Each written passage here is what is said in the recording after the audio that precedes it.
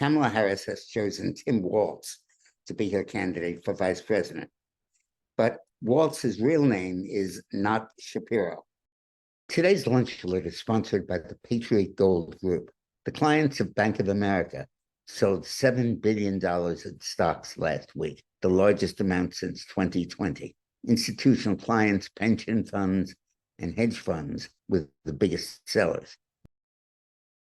Kamala faced a choice between Walz, the governor of Minnesota, and Josh Shapiro, the governor of Pennsylvania.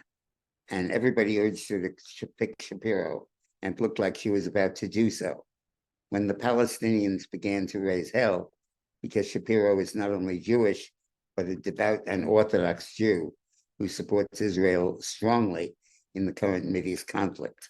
In the face of that pressure, Kamala backed off and chose Walz instead. So it wasn't that Walz is so good, it's that he's not Shapiro. Now, behind this choice lies a very basic problem. Kamala Harris is controlled by and beholden to Hamas and the Palestinians.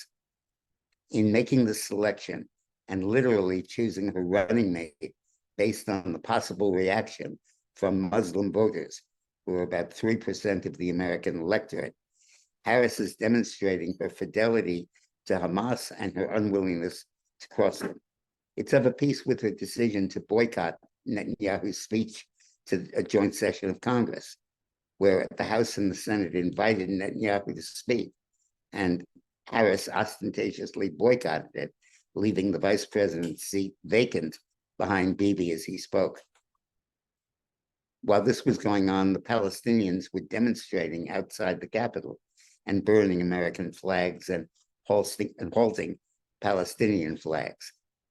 This sets up an obvious comparison between Trump and Harris, where Trump disregards the views of the Palestinians and focuses on the need to protect Israel. And Harris is subservient to the Palestinians and will do whatever they say. We now know that Hamas can and does jerk Harris's shame. Thanks for watching. Today's lunch alert is sponsored by the Patriot Gold Group. The clients of Bank of America sold $7 billion in stocks last week, the largest amount since 2020.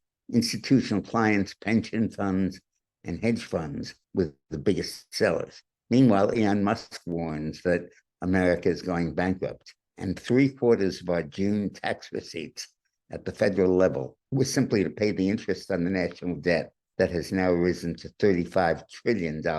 Peter Brandt put it best. He said, all paper currencies are being destroyed. The question for us is, do we want Kamala Harris to be the one in charge of this economic and currency revolution? Call the Patriot Gold Group today and protect your savings by putting them in gold. The Patriot Gold Group offers no fee for life IRAs to viewers of these videos.